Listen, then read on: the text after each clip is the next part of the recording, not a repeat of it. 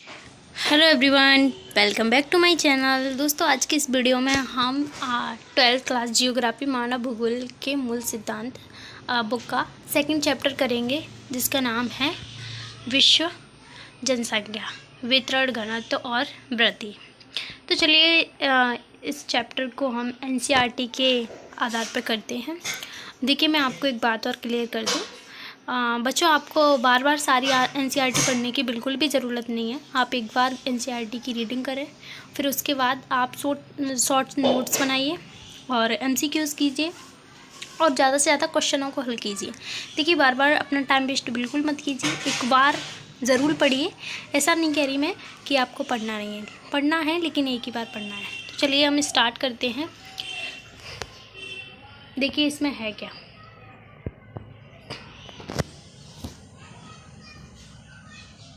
One second.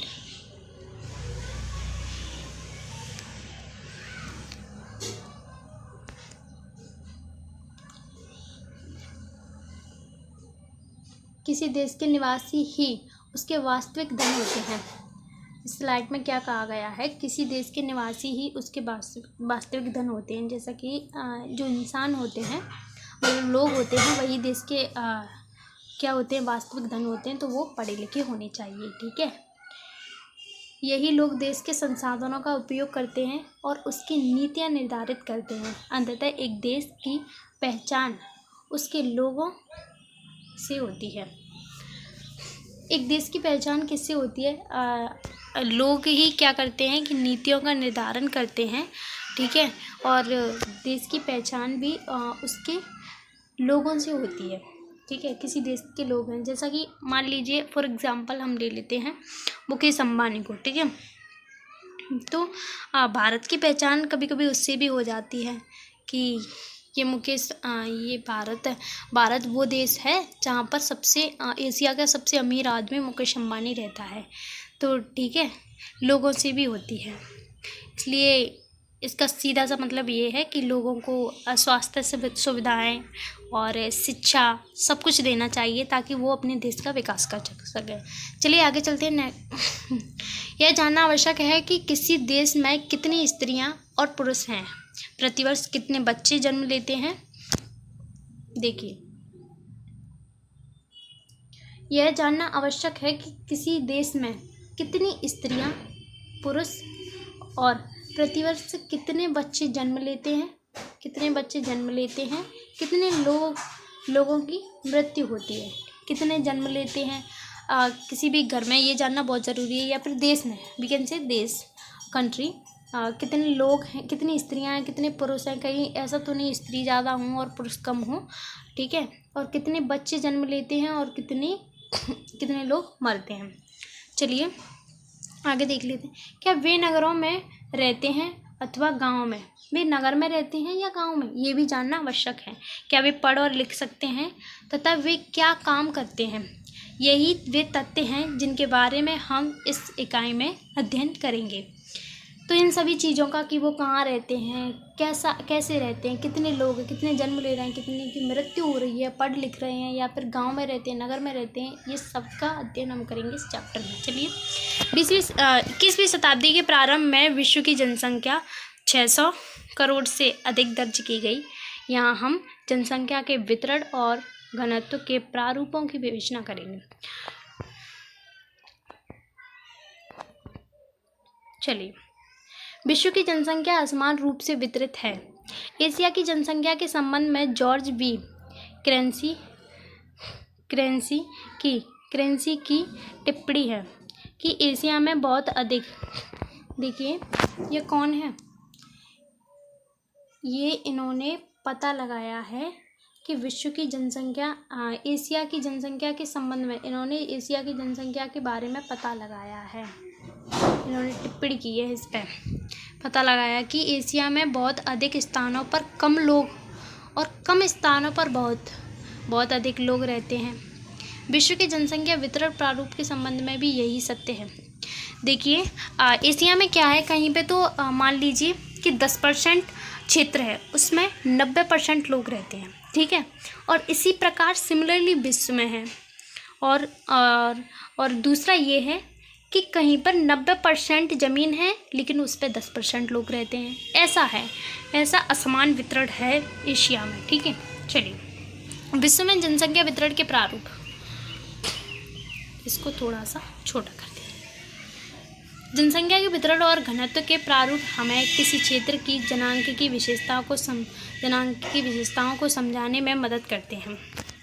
क्या करते हैं? जनांक की विशेषता जैसा कि आप जानते हो, हम भविष्य का पता लगाते हैं कि अगर मान लीजिए कि सभी जो रिसोर्सेस होते हैं वो दे दिए जाएँ तो ये कंट्री कितना विकास कर सकती है या फिर इसमें कैसे परिवर्तन हो सकता है।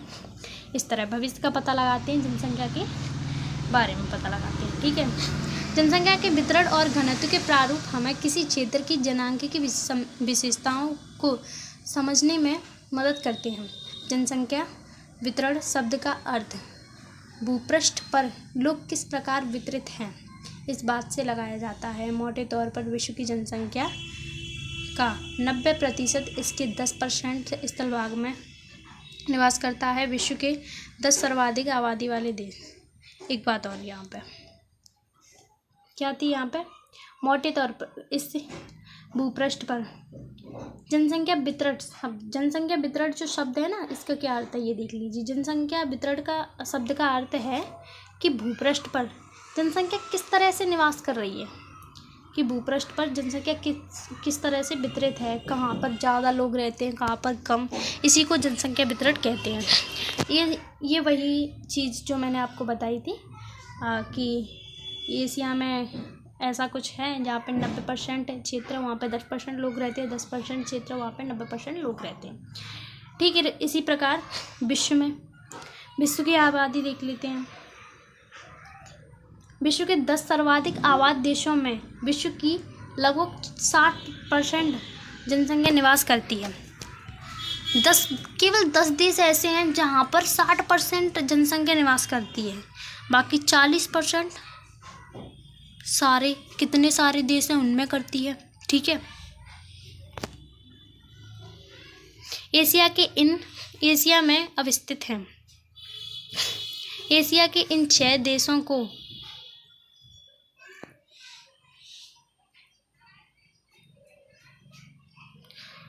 पहचानिए। देखिए, चलिए एशिया के इन 6 देशों को पहचान लेते हैं। तो कौन कौन से हैं? जैसा कि आप जानते हो, सबसे पहले हमारा हो जाएगा चाइना की सबसे ज़्यादा जनसंख्या, उसके बाद हमारा इंडिया आ जाता है। ठीक है, और संयुक्त राज्य अमेरिका आ जाता है, इंडोनेशिया आ जाता है, ब्राज़ील आ जाता है, पाकिस्तान, CIS, ठीक है, बांग्लादेश, जापान और नाइजीरिया। ठीक है, ये सारे देश हैं और ये सारे देश कहाँ के हैं? एशिया के हैं। ठीक है, ये सारे देश एशिया के हैं, सॉरी एशिया के नहीं, विश्व के हैं।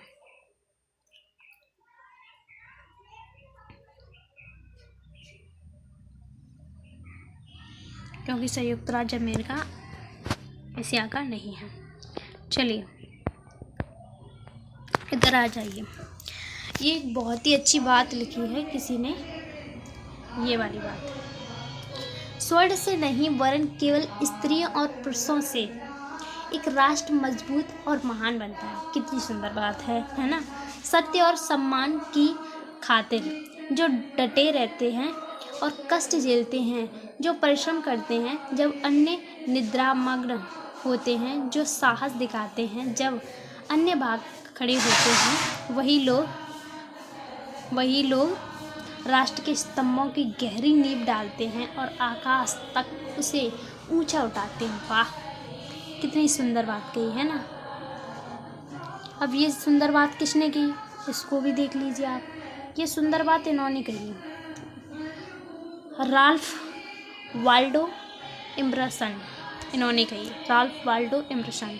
इनका नाम थोड़ा सा पढ़ लेना, क्योंकि कभी कभी एग्ज़ाम में पूछ लिया जाता है मतलब कि ये बात किन्होंने की। तो या फिर आप कि जनसंख्या का क्या महत्व होता है, देश में लोगों का क्या महत्व, तो आप इस लाइन को लिखिए और इनके द्वारा बड़ा अच्छा लगता है, कॉपी बहुत अच्छी लगती है। चलिए हम देख लेते हैं घनत्व, जनसंख्या का घनत्व भूमि की इसको थोड़ा सा जूम कर लेते हैं। देखिए हमारा पहला जो पेज है वो पूरा हो चुका है। चलिए हम नेक्स्ट पेज पे चलते हैं। भूमि की प्रत्येक इकाई में उस पर रह रहे लोगों के पोषण की सीमित क्षमता होती है, अतः लोगों की संख्या और भूमि के आकार के बीच अनुपात को समझना आवश्यक है। यही अनुपात जनसंख्या का घनत्व है। यह सामान्यतः प्रति वर्ग किलोमीटर रहने वाले व्यक्तियों के रूप में मापा जाता है। इसमें देखिए मैं आपको एक सिंपल चीज़ बता दूं, इसमें क्या बताया गया है कि कितनी जगह पर कितने लोग रह रहे हैं, इसी के अनुपात जो होता है उसी को हम क्या कहते हैं, अनुपात को जनसंख्या का घनत्व कहते हैं। ठीक है, मान लीजिए उसी किसमें प्रति वर्ग किलोमीटर में रहने वाले लोगों, जैसे मान लीजिए 1 किलोमीटर जगह है, 1 किलोमीटर जगह है तो उसमें कितने लोग रह रहे हैं। मान लीजिए अरुणाचल प्रदेश में आई थिंक 17 ही लोग रहते हैं 1 किलोमीटर जगह में, अरुणाचल प्रदेश में। ठीक है, तो वहाँ का वो क्या हो गया, जनसंख्या घनत्व हो गया। ठीक है, तो अगर मान लीजिए फॉर एग्ज़ाम्पल मैं आपको बता दूँ कि ये है जनसंख्या, मान लीजिए 1 मिनट, जनसंख्या मान लीजिए यहाँ पे 40। ठीक है, और कितने 2 किलोमीटर क्षेत्र में रह रहे हैं। ठीक है, तो कितना हो जाएगा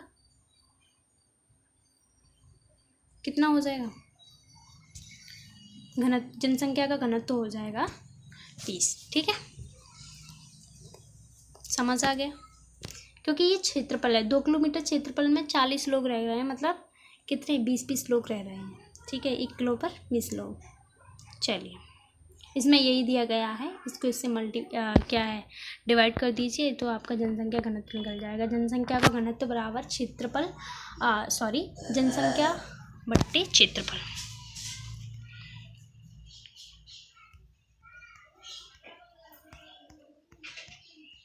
चलिए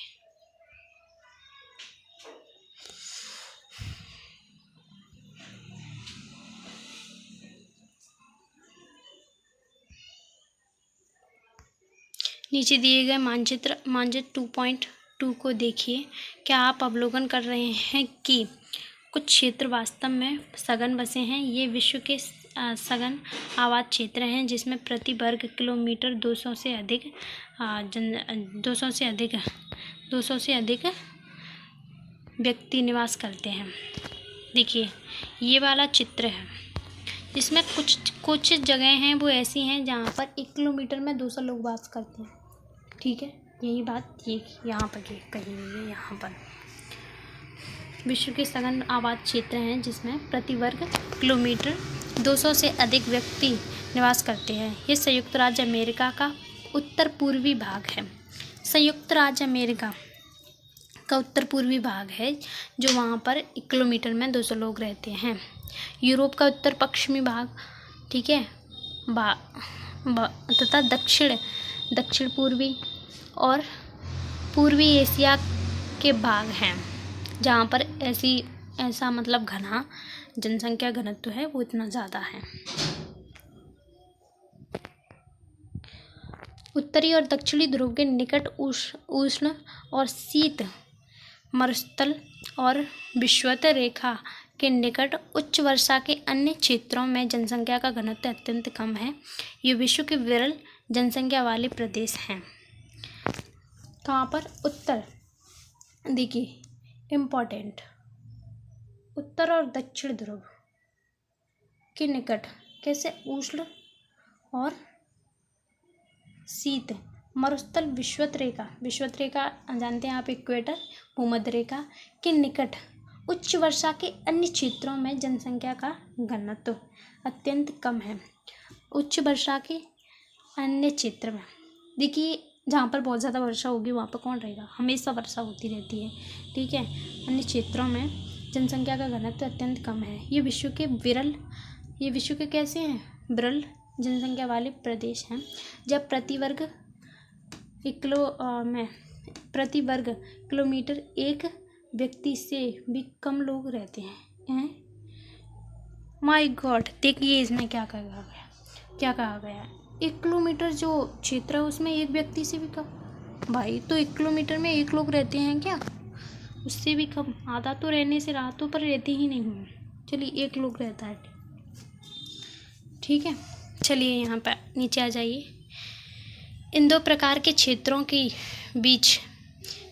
बीच मध्यम घनत्व के क्षेत्र हैं। इनमें जनसंख्या घनत्व 11 से 50 व्यक्ति प्रति वर्ग किलोमीटर किमी पाए जाते हैं। इन 2 प्रकार के क्षेत्रों के बीच मध्यम घनत्व के क्षेत्र हैं। इनमें जनसंख्या घनत्व 11 से 50 व्यक्ति प्रति वर्ग किलोमीटर पाए जाते हैं। एशिया में पश्चिमी चीन, दक्षिण भारत तथा यूरोप में नॉर्वे, स्वीडन ऐसे क्षेत्रों के कुछ उदाहरण हैं। चित्र 2.2 को देखिए और कुछ ऐसे अन्य क्षेत्रों को पहचानिए। यूरोप तो देख लीजिए आप, ये रहा, ठीक है। ये है नॉर्वे, स्वीडन, और ये है एशिया, और ये है नॉर्थ अमेरिका, ठीक है। ये अफ्रीका। चलिए आगे देख लीजिए। अब जनसंख्या को अब ये वाला पॉइंट आ जाता है, जनसंख्या के वितरण को प्रभावित करने वाले कारक कौन कौन से। आखिर ये जनसंख्या क्यों कहीं पर ज़्यादा होती है, कहीं पर बहुत कम होती है, क्यों इस तरीके से वितरित होती है, इसके क्या कारण हैं? कुछ तो कारण होंगे। तो पहला कारण है हमारा भौगोलिक कारण। भौगोलिक में जैसे हम भौगोलिक आप जानते हो, प्रकृति होती है। मान लीजिए आप प्रकृति के द्वारा कोई भी चीज़ दी गई है, वो है जैसे जल की उपलब्धता, भू आकृति, सभी प्रकृति, ठीक है, जलवायु, मृदाएं, ये सारी चीज़ें हैं। तो चलिए हम पहला पढ़ते हैं, जल की उपलब्धता।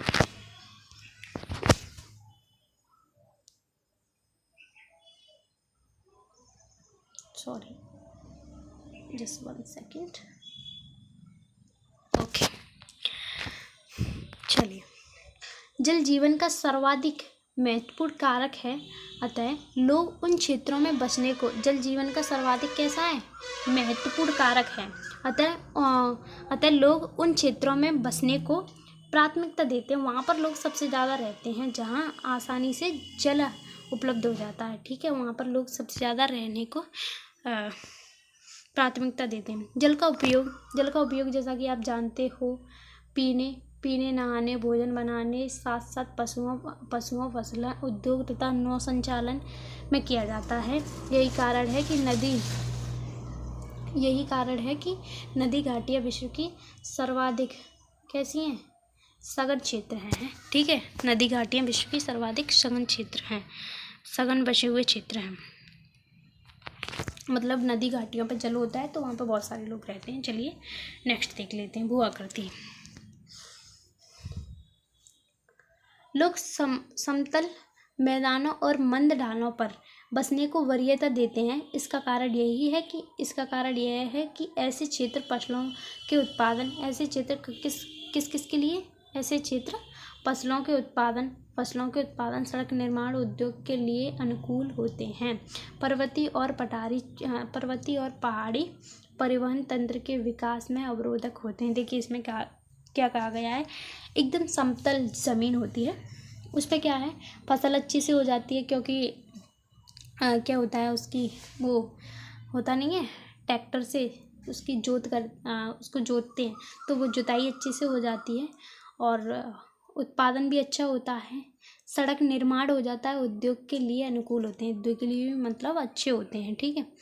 और जब हम पहाड़ी और पर्वतीय की बात करें तो देखिए यहाँ पर क्या है, परिवहन तंत्र के विकास में अवरोधक होता है।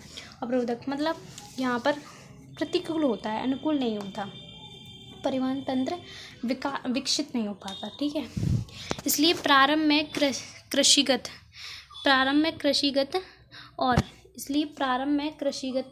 इसलिए प्रारंभ में कृषिगत और औद्योगिक विकास के लिए अनुकूल नहीं होते। ठीक है, इसलिए क्या है, प्रारंभ में कृषिगत और औद्योगिक विकास के लिए अनुकूल नहीं होते।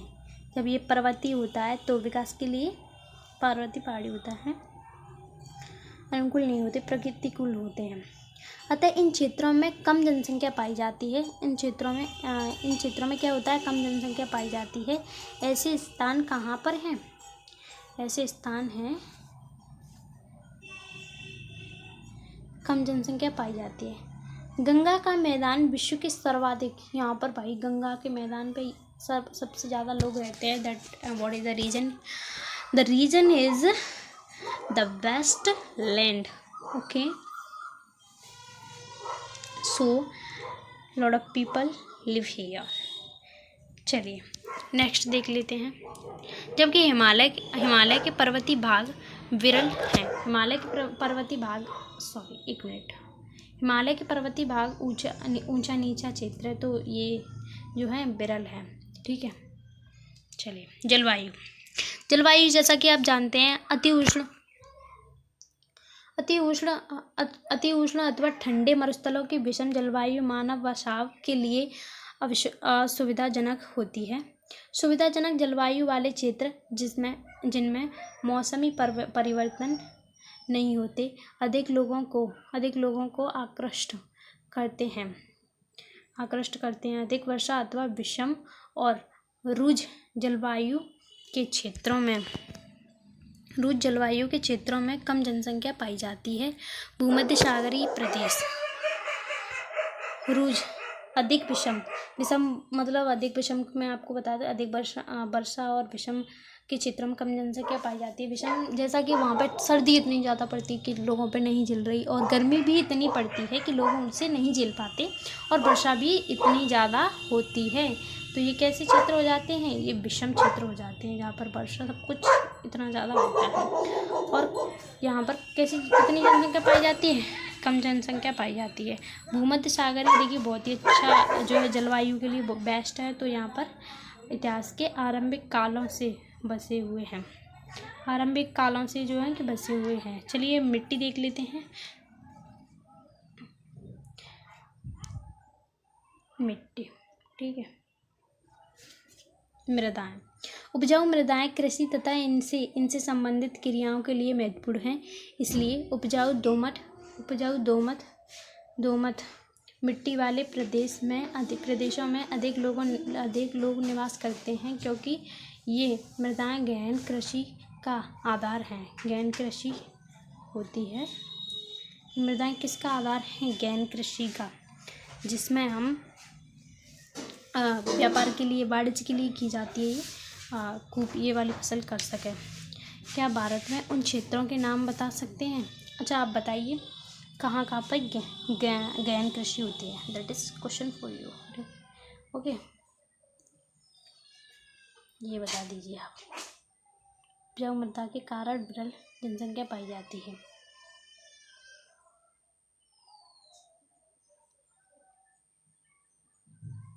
That is question for you. ठीक है, जहाँ कम उपजाऊ मृदा के कारण विरल जनसंख्या पाई जाती है। ओके, चलिए तो हमारा भौगोलिक कारक है वो पूरा हो चुका है। इसी के साथ हम आ जाते हैं आर्थिक कारक। ठीक है, चलिए अब हम देख लेते हैं आर्थिक कारक।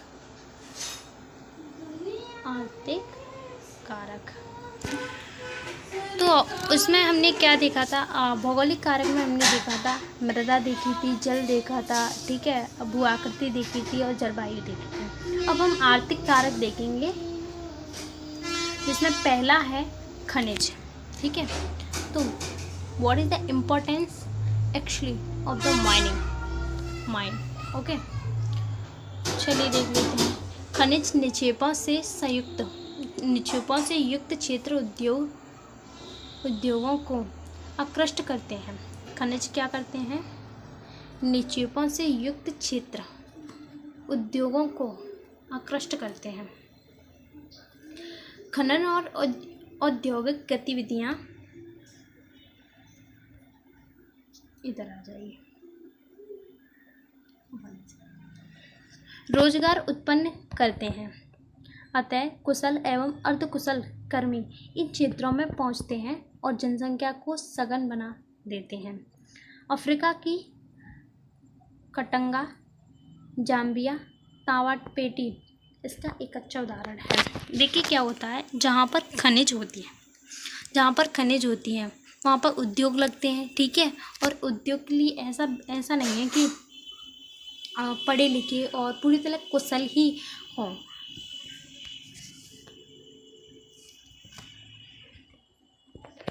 ऐसा नहीं है कि पूरी तरह क्या हो, कुशल ही हो,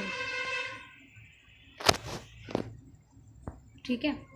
ऐसा नहीं है कि पूरी तरह कुशल ही हो, वो अर्ध कुशल भी हो सकते हैं, ठीक है। जिसको आधा ज्ञान है वो भी, और जिसको पूरा ज्ञान है वो भी हो सकते हैं। तो सभी को क्या है, रोजगार मिलता है। और वहाँ की जनसंख्या को वो लोग जहाँ पर खनिज होती है वहाँ की जो क्षेत्र होता है, वहाँ का जो क्षेत्र होता है उसको वो लोग क्या कर देते हैं, सघन बना देते हैं। अफ्रीका का फॉर एग्जांपल देख लीजिए, कहाँ पर है ऐसे लोग, तो अफ्रीका की कटंगा, जाम्बिया, तामापेटी इसका एक अच्छा उदाहरण है। कौन सी कटंगा और जाम्बिया, तामापेटी इसका एक अच्छा उदाहरण इम्पोर्टेंट है, अंडरलाइन कर लीजिए और याद रखिए। चलिए नेक्स्ट चलते हैं। अब हमने क्या देख लिया, खनिज देख ली, ठीक है। अब देख लेते नगरीकरण।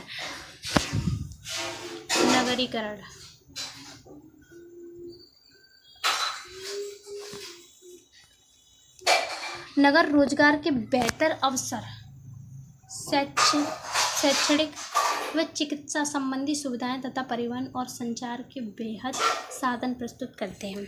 नगर क्या करते हैं, रोजगार के बेहतर अवसर और शैक्षिक समझ लो व चिकित्सा संबंधी सुविधाएं। क्या होता है, नगर होते हैं, शहर होते हैं, शहर नहीं हम नगर कह सकते हैं, टाउन होते हैं, वहाँ पर सुविधाएं अच्छी होती हैं, रोज़गार भी अच्छे मिल जाते हैं। और शैक्षिक, क्योंकि जहाँ पर डॉक्टर होंगे वहाँ पर रोज़गार, डॉक्टर का रोज़गार, ठीक है।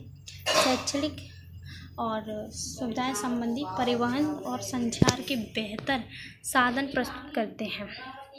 अच्छी नागरिक सुविधाएं तथा नगरीय जीवन के आकर्षण लोगों को नगरों की ओर खींचते हैं। इससे ग्रामीण क्षेत्रों से नगरीय क्षेत्रों में प्रवास होता है और नगर आकार में बढ़ जाते हैं।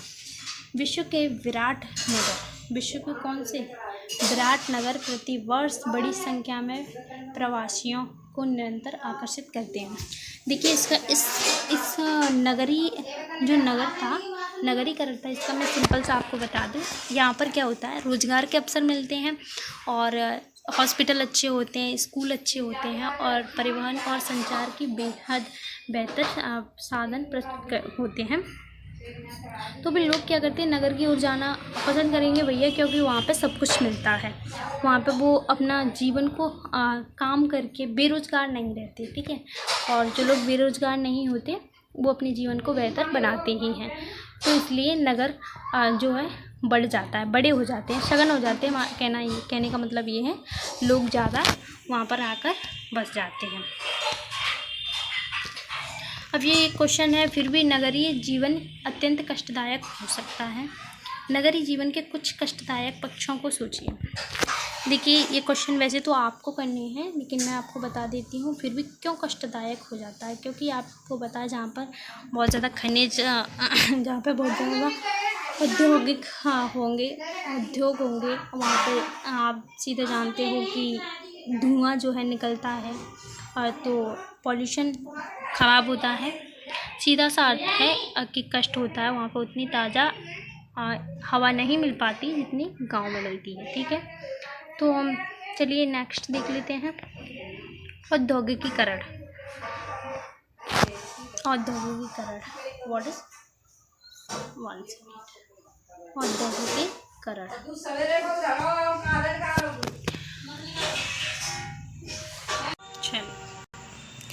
औद्योगिकीकरण,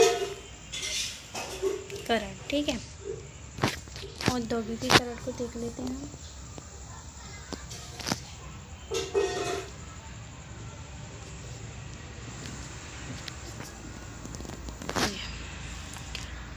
औद्योगिक पेटियां रोजगार के अवसर प्रदान करते हैं। औद्योगिकीकरण जैसा कि आप जानते हो, वही उद्योग लगाना और नई नई चीज़ों को बनाना। तो फिर क्या है, पहला sector, first sector and second sector, तीनों सेक्टर जो हैं, तीनों में लोग काम करते हैं तो रोज़गार के अवसर तो बढ़ते ही हैं, ठीक है। और औद्योगिक पेटियां रोजगार के अवसर उपलब्ध कराती हैं और बड़ी संख्या में लोगों को आकर्षित करती हैं। जहाँ पर रोजगार होगा वहाँ पे तो डेफिनेटली लोग आएंगे ही। इसमें केवल कारखानों के श्रमिक ही नहीं होते, बल्कि परिवहन, परिचालक, दुकानदार,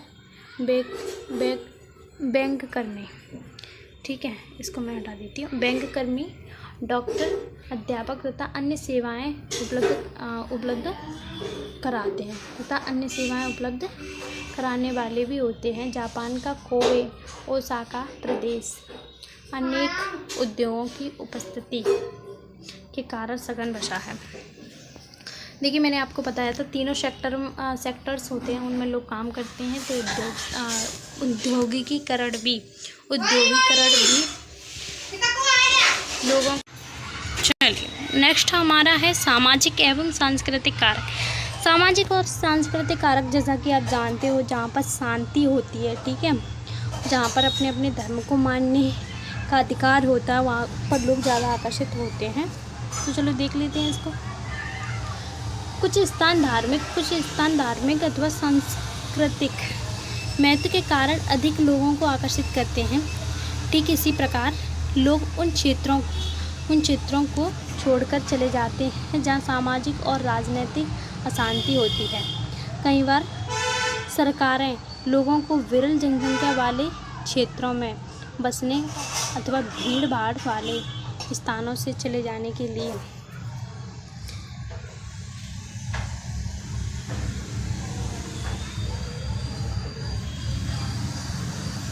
तो ये वाली स्लाइड आपको आई थिंक समझ आ गई होगी। एक तो धार्मिक स्थान है, जैसे अयोध्या है और वृंदावन है, ऐसी जगह पर लोग ज़्यादा जाते हैं और वहाँ पे भीड़ बढ़ जाती है, सघनता बढ़ जाती है, जनसंख्या घनत्व तो बढ़ जाता है, ठीक है। और कुछ लोग हैं सामाजिक और राजनीतिक शांति चाहते हैं, शांति के लिए जहाँ पर शांति होती है वहाँ पर आकर बस जाते हैं। इसमें यही है और कुछ बिल्कुल नहीं। चलिए अब देख लेते हैं हम जनसंख्या वृद्धि।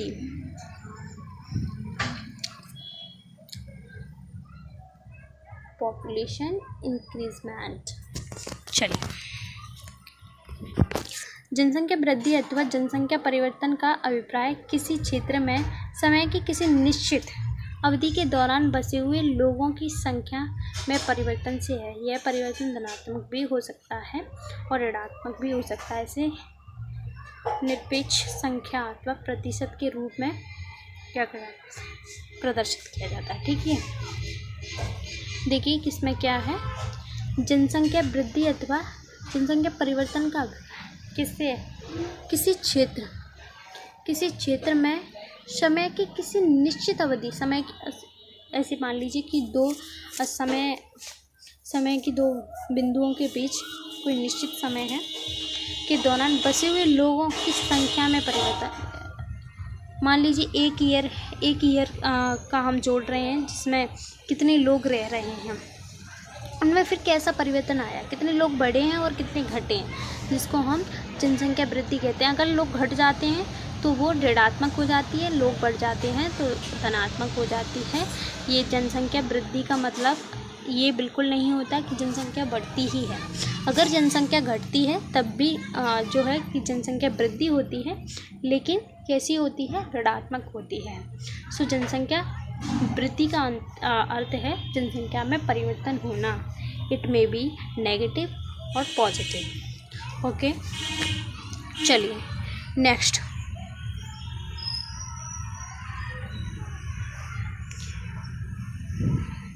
क्या है, प्रतिशत के रूप में अभिव्यक्त किया जा सकता है। जनसंख्या परिवर्तन किसी क्षेत्र की आर्थिक प्रगति, सामाजिक उत्थान, ऐतिहासिक और सांस्कृतिक पृष्ठभूमि का महत्व सूचक होता है। जनसंख्या परिवर्तन, जैसे कि आप जानते हैं, किसी क्षेत्र की आर्थिक प्रगति, वहाँ पर जनसंख्या अगर पॉजिटिव है तो ठीक है, वहाँ पर आर्थिक प्रगति ठीक होगी। अगर नेगेटिव है तो आप समझ सकते हैं कि वहाँ की फैसिलिटीज़ कैसी होंगी जब लोग कम हो रहे हैं, इतने ज़्यादा मृत्यु हो रही है। ठीक है। सामाजिक उत्थान, ऐतिहासिक और सांस्कृतिक पृष्ठभूमि का महत्वपूर्ण सूचक होता है। ठीक है। जनसंख्या भूगोल की कुछ आधारभूत संकल्पनाएं हैं। यहाँ से वैसे कोई क्वेश्चन नहीं आता, लेकिन आप फिर भी पढ़ लीजिए। जनसंख्या की वृद्धि, तो समय के दो अंतरालों के बीच क्या होता है?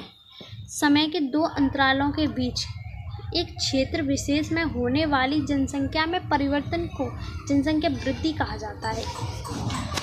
समय के दो अंतरालों के बीच एक क्षेत्र में होने वाली जनसंख्या, एक क्षेत्र विशेष में होने वाली जनसंख्या में परिवर्तन को जनसंख्या वृद्धि कहा जाता है। अब कैसा परिवर्तन हो रहा है, नेगेटिव पॉजिटिव कुछ नहीं करना, सिर्फ होता है, परिवर्तन होता है, उसको ही जनसंख्या वृद्धि कहते हैं। चलिए अब देख लेते हैं जनसंख्या वृद्धि, जनसंख्या की वृद्धि दर। यह जनसंख्या में परिवर्तन है जो प्रतिशत में व्यक्त किया जाता है। ये जनसंख्या में क्या है? जनसंख्या में परिवर्तन है जो प्रतिशत में व्यक्त किया जाता है। ठीक है। चलिए अब हम देख लेते हैं, 1 सेकेंड। अब हम देख लेते हैं जनसंख्या की प्राकृतिक वृद्धि। किसी क्षेत्र विशेष में दो समयांतरालों में जन्म और मृत्यु के अंतर से बढ़ने वाली जनसंख्या को उस क्षेत्र की प्राकृतिक वृद्धि कहते हैं। देखिए जनसंख्या की प्राकृतिक वृद्धि क्या होती है। जनसंख्या की प्राकृतिक वृद्धि किसी क्षेत्र विशेष में दो समयांतरालों के बीच, किसी क्षेत्र को मान लीजिए कोई क्षेत्र है, दो समय, एक टाइम पीरियड है, तो समय अंतरालों के बीच जन्म और मृत्यु, मान लीजिए 1000 लोगों ने जन्म लिया, उनमें से जितने मरे उनको घटा दीजिए तो क्या जनसंख्या वृद्धि निकल आएगी। ये प्राकृतिक होती है, क्योंकि लोग जन्म भी प्रकृति की मर्जी से ही लेते हैं और क्या करते हैं, और उनकी मृत्यु भी प्रकृति की मर्जी से होती है, इसीलिए इसको प्राकृतिक वृद्धि कहते हैं। प्रकृति के अनुसार ही जनसंख्या में परिवर्तन होता है।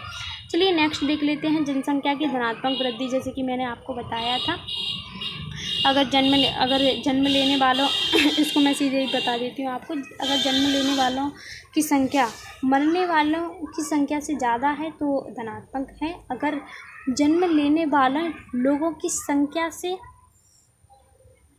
अगर जन्म लेने, देखिए सीधा साधा क्या है, मान लीजिए किसी देश में 100 लोगों ने जन्म लिया, तो उसमें से मान लीजिए कि कम ही मरे, तो वो तो हो गया नेगेटिव हो गया। ठीक है। अगर ज़्यादा मरे, सॉरी ये नहीं होगा, सॉरी, ये तब होती है, जनसंख्या परिवर्तन तो हो रहा है, लेकिन क्या लोग जन्म ले रहे हैं तो पॉजिटिव हो रहा है। अगर लोग मर रहे हैं तो दैट इज़ नेगेटिव। परिवर्तन हो रहा है, लेकिन कैसा हो रहा है, पॉजिटिव नेगेटिव में हो रहा है। ठीक है। तो ये तो जनसंख्या की धनात्मक वृद्धि हो जाएगी, जिसमें लोग जन्म ले रहे हैं, मरने से ज़्यादा लोग जन्म ले रहे हैं, और जो नेगेटिव है, ऋणात्मक है, उसमें जन्म लेने से ज़्यादा मर रहे हैं। ठीक है। थोड़ा सा कंफ्यूज, अब मुझे लगता है आपको कोई कन्फ्यूजन रहा नहीं होगा इससे। जनसंख्या परिवर्तन के घटक कौन कौन से हैं? तो जनसंख्या परिवर्तन के घटक 3 हैं: जन्म, मृत्यु और प्रवास। अशोधित जन्म दर, चलिए क्रूड बॉर्न रेट, ठीक है, को प्रति 1000 स्त्रियों द्वारा, इसको देख लेते हैं, इसको प्रति 1000 देखिए, जनसंख्या परिवर्तन के घटक कौन कौन से 3 हैं? जन्म, मृत्यु दर और प्रवास। तो हम पहले देख लेते हैं CBR को। CBR को प्रति 1000 स्त्रियों द्वारा जन्म दिए जीवित बच्चों के रूप में व्यक्त किया जाता है। मान लीजिए किसी प्रति 1000 स्त्रियों द्वारा, मान लीजिए किसी देश में जो 1000 स्त्रियां हैं उनने कितने बच्चों को जन्म दिया है, जीवित बच्चों के रूप में व्यक्त किया जाता है। कितने बच्चों को जन्म दिया है इसमें व्यक्त किया जाता है। इसकी गणना इस प्रकार होती है। किसी वर्ष विशेष में जीवित बच्चों के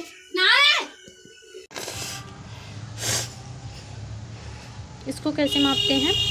अशोधित जन्म दर। किसी वर्ष विशेष में जीवित जन्म, कोई साल है उसमें कितने लोग जीवित जन्म है, कितने लोग जीवित हैं जिन्होंने जन्म लिया है। किसी क्षेत्र और बट्टे, किसी क्षेत्र विशेष में वर्ष के मध्य जनसंख्या, ठीक है। और ये 1000 इधर रखना है आपको। किसी क्षेत्र विशेष में वर्ष के मध्य जनसंख्या, ठीक है। कितनी जनसंख्या है ये देखना। मृत्यु दर जनसंख्या परिवर्तन में सक्रिय भूमिका निभाती है। जनसंख्या वृद्धि केवल बढ़ती हुई जन्म दर से नहीं होती, अपितु घटती हुई जन्म दर से भी होती है। ये बात मैंने आपको पहले ही क्लियर कर दी है कि जनसंख्या परिवर्तन या फिर जनसंख्या वृद्धि ऐसा नहीं है कि जनसंख्या बढ़ती है तो ही होती है। अगर जनसंख्या घटती है तो भी जनसंख्या वृद्धि ही होती है। अब तो घटती हुई मृत्यु दर से भी होती है। अशोधित मृत्यु दर किसी क्षेत्र में मृत्यु दर को मापने की एक सरल विधि है। अशोधित मृत्यु दर को किसी क्षेत्र विशेष में किसी वर्ष के दौरान प्रति 1000 जनसंख्या के पीछे मृतकों की संख्या के रूप में अभिव्यक्त किया जाता है। अशोधित मृत्यु दर की गणना इस प्रकार की जाती है। किसी वर्ष विशेष अशोधित मृत्यु दर बराबर किसी वर्ष विशेष में मृतकों की संख्या, और ये 1000 इधर रखना, उस वर्ष के मध्य में अनुमानित संख्या। मोटे तौर पर मृत्यु दर किसी क्षेत्र की जनांकीय संरचना, सामाजिक उन्नति और आर्थिक विकास के स्तर द्वारा प्रभावित होती है, ठीक है। इधर चलिए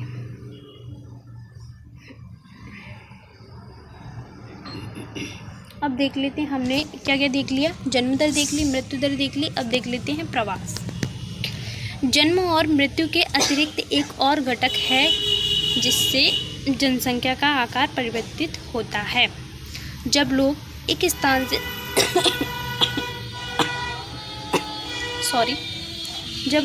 स्थान से दूसरे स्थान पर जाते हैं तो वह स्थान जहाँ से लोग गमन करते हैं उद्गम स्थान कहलाता है। गमन जानते हैं, जहाँ से लोग जाते हैं, ठीक है, उद्गम स्थान कहलाता है। जिस स्थान में आगमन करते हैं वहाँ गंतव्य स्थान कहलाता है।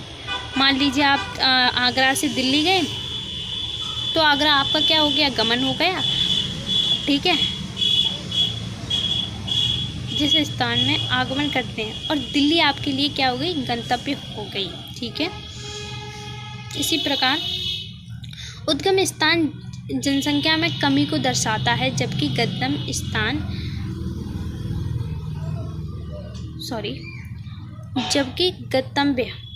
स्थान पर जनसंख्या बढ़ जाती है। प्रवास को मनुष्य और संसाधन के बीच बेहतर संतुलन प्राप्त करने की दिशा में एक स्वतः स्फूर्त प्रयास के रूप में निरूपित किया जा सकता है। प्रवास स्थायी, अस्थायी अथवा मौसमी हो सकता है।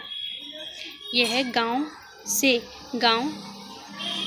से नगर, नगर से नगर तथा नगर से गांव की ओर हो सकता है। मौसमी, जैसा कि आप जानते हैं, बारिश में कभी कभी गाँव में व्यापार लोग रोजगार हो जाते हैं तो क्या होता है? नगरों की ओर आकर्षित है, तो ये भी प्रवास हो गया। ठीक है,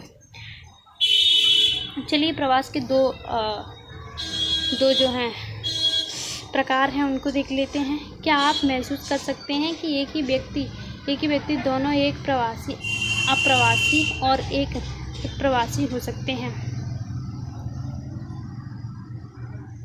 चलिए, प्रवासी, अप्रवासी, वे प्रवासी जो किसी नए स्थान, अप्रवासी क्या होते हैं? वे प्रवासी जो किसी नए स्थान पर जाते हैं, अप्रवासी कहलाते हैं। जो किसी नए स्थान पर जाते हैं, मान लीजिए पहली बार मैं अमेरिका जा रही हूँ, ठीक है, तो वो मेरे लिए नया स्थान हो गया, तो मैं क्या हो गई? अप्रवासी हो गई। अगर इसी तरह हम देखते हैं उत्प्रवास, तो इसका मतलब क्या होता है? वे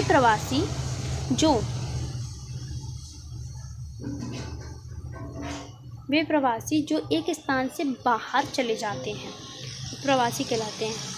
अब मान लीजिए मैं अमेरिका से भी कहीं बाहर चली गई, तो क्या हो गया? उत्प्रवास हो गया वो मेरे लिए, मैं उत्प्रवासी हो गई। एक स्थान से भी कहीं दूसरे कहीं और स्थान पर चले जाते हैं, ठीक है, स्थान से बाहर चले जाते, तो वो मेरे लिए क्या हो गया? उत्प्रवासी हो गई मैं। ठीक है, चलिए ये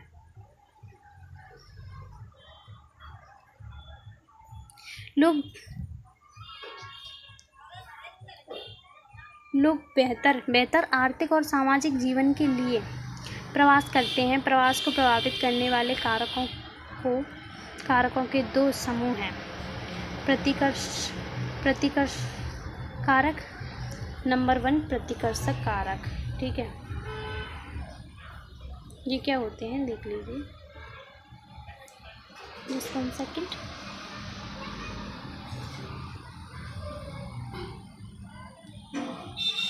बेरोजगारी रहन-सहन की निम्न दशाएं। इसमें क्या होता है? सब कुछ खराब होता है, कुछ भी अच्छा नहीं चल रहा होता है। रहन-सहन की निम्न दशाएं, राजनीतिक उपद्रव, ठीक है, प्रतिकूल जलवायु, इन सब को छोड़ के हम लोग महामारियां तथा पिछड़ेपन जैसे कारक उद्गमन स्थान को कम आकर्षित बनाते हैं।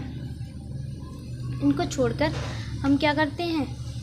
इनको छोड़कर ऐसी आशा की जाती कि इनको ठीक किया जा सके, ठीक है, इनको ठीक किया जा सके, तो हम लोग क्या करते हैं? यहाँ से चले जाते हैं। और आकर्षण, देखिए इसका आकर्षण आना, ठीक है, आकर्षण कारक काम के बेहतर अवसर, और यहाँ पर आ जाते हैं जहाँ पर काम के बेहतर अवसर होते हैं, और अच्छी दशाएं, शांति व स्थायित्व, जीवन व संपत्ति की सुरक्षा तथा अनुकूल जलवायु जैसे कारण गंतव्य स्थान को उद्गम स्थान की अपेक्षा अधिक आकर्षक बनाते हैं।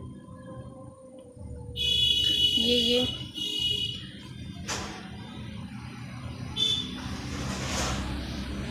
चलिए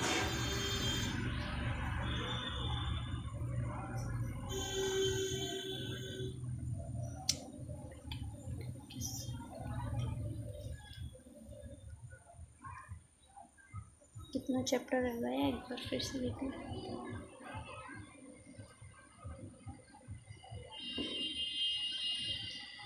चलो,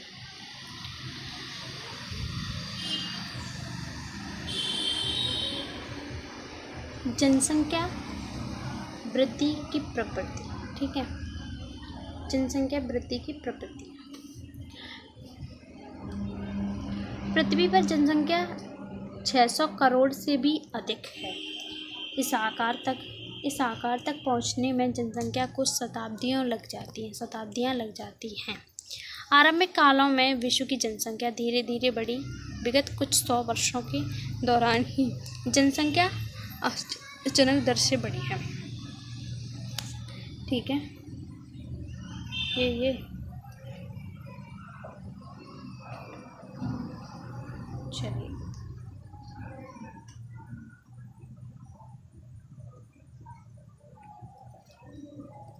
ये है कार्ड, ये वाला बॉक्स वाला, ये इम्पोर्टेंट है, इसको पढ़ लीजिए। विज्ञान व प्रौद्योगिकी ने किस प्रकार जनसंख्या वृद्धि में सहायता की है? मानवीय और प्राणी ऊर्जा की स्थान पर मानवीय और प्राणी ऊर्जा के स्थान पर इंजन प्रतिस्थापित हो गया जिसने पवन और जल के लिए यांत्रिक ऊर्जा उपलब्ध कराई। इससे कृषिगत और औद्योगिक उत्पादन में वृद्धि हुई। महामारियों व अन्य संक्रामक रोगों के विरुद्ध टीकाकरण, चिकित्सा सुविधाओं में सुधार तथा स्वच्छता ने पूरे विश्व में मृत्यु दरों के तीव्रता से घटाने में योगदान मृत्यु दरों को क्या किया तीव्रता से घटाने में योगदान दिया। तो इस बॉक्स को आप पढ़ लेना, ठीक है। और ये वाला चित्र जो है देख लेना, उसे क्या है, विश्व जनसंख्या के 2 गुना होने की अवधि।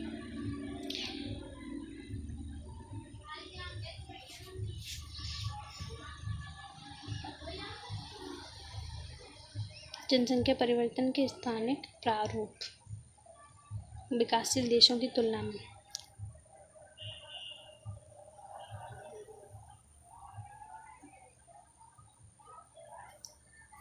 देखिए, विश्व के जनसंख्या परिवर्तन के स्थानिक प्रारूप।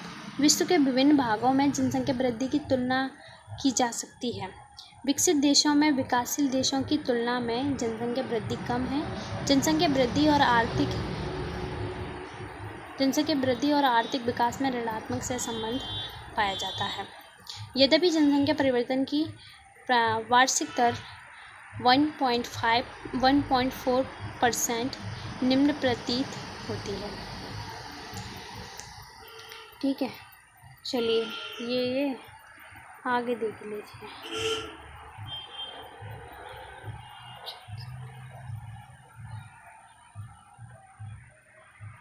चलिए,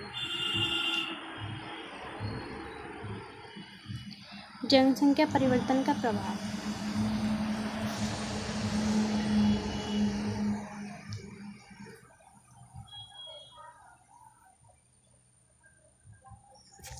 एक विकासशील अर्थव्यवस्था में जनसंख्या की अल्प वृद्धि अपेक्षित है, फिर भी एक निश्चित स्तर के बाद जनसंख्या वृद्धि समस्याओं को उत्पन्न करती है।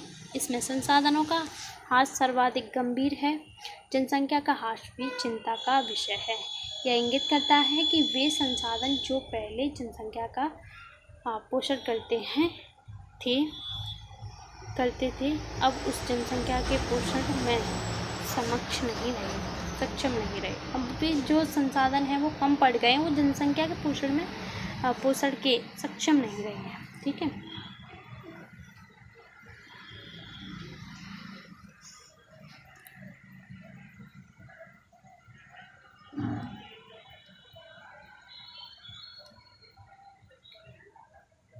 ये वाला वर्कशॉप देख लीजिए। चलिए, 2 गुना होने की कहानी। ठीक है, 2 गुना होने की कहानी। भारत की वार्षिक जनसंख्या वृद्धि 1.9% है। इस दर पर भारत की 1 अरब जनसंख्या 36 वर्षों में दोगुनी हो जाएगी। कुछ विकसित राष्ट्रों को अपनी जनसंख्या दोगुनी करने में 318 वर्ष लगेंगे, जबकि कुछ देशों में अभी भी दोगुनी होने के लक्षण दिखाई नहीं दे। ठीक है, पढ़ लेना। अब आता है हमारा अगला टॉपिक है, which is very important and very easy topic. ठीक है, चलिए, जनांगीय संक्रमण। जैसे कि मैंने आपको पहले ही बताया था क्या होता है जनांगीय संक्रमण सिद्धांत का उपयोग किसी क्षेत्र की जनसंख्या के वर्णन तथा भविष्य की जनसंख्या के पूर्वानुमान।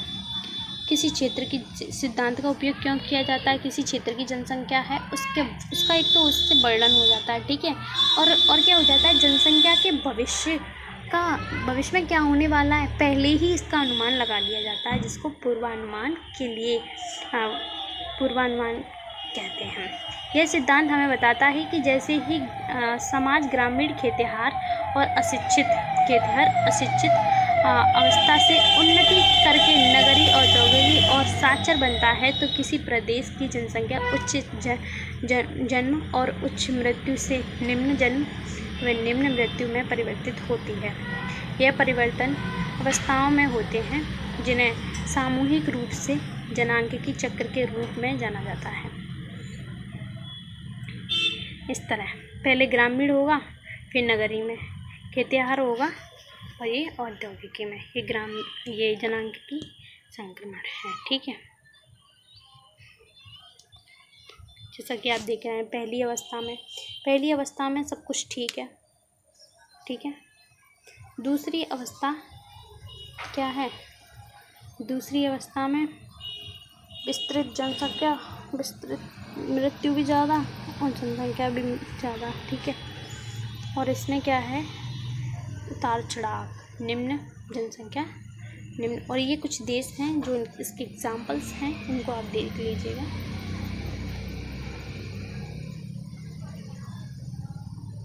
चलिए इन अवस्थाओं को देख लेते हैं। प्रथम अवस्था में उच्च प्रजननशीलता व उच्च मृत्युता।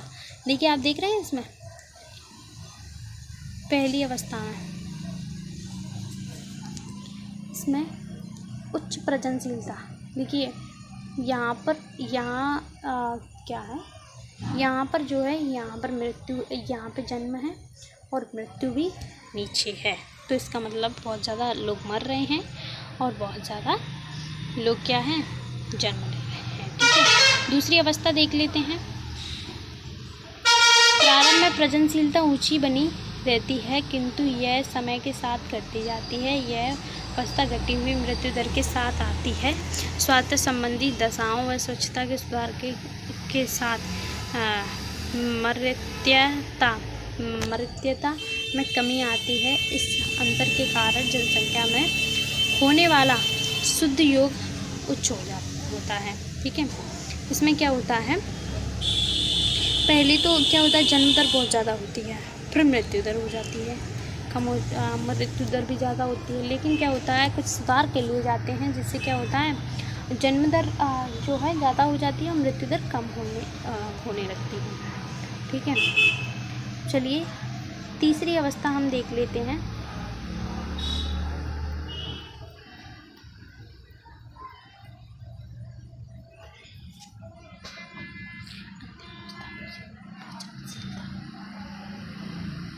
अंतिम अवस्था जिसको तीसरी अवस्था हम कहते हैं, दैट इज लास्ट सिचुएशन। ठीक है, में प्रजननशीलता और मृत्युशीलता दोनों ही अधिक घट जाती हैं और लोग क्या हुए भाई, पढ़े लिखे हुए हैं। ठीक है, जन्म भी बच्चे कम ले रहे हैं और मर भी कम रहे हैं। ठीक है, शिक्षित नगरी, ये क्या हो जाता है, इसमें लोग क्या हो जाते हैं, शिक्षित हो जाते हैं, नगरी और शिक्षित हो जाती हैं तथा उसके पास तकनीकी ज्ञान और ऐसी जनसंख्या ध्यानपूर्वक आकार को नियंत्रित करती है। ठीक है, ये चलिए अब हमारा लास्ट टॉपिक है, दैट इज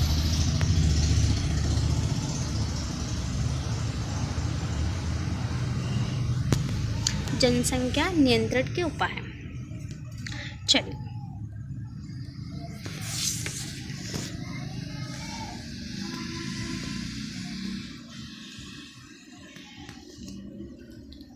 परिवार नियोजन का काम बच्चों के जन्म को रोकना अथवा उसमें अंतराल रखना है। देखिए परिवार नियोजन का काम क्या है, एक तो बच्चों का जन्म बार बहुत ज़्यादा हो रहा है, उसको रोकना है, और उसमें अंतराल, ऐसा नहीं है कि 1 साल के बाद तुरंत दूसरा बच्चा होना चाहिए। ठीक है, उसमें थोड़ा गैप होना चाहिए भाई।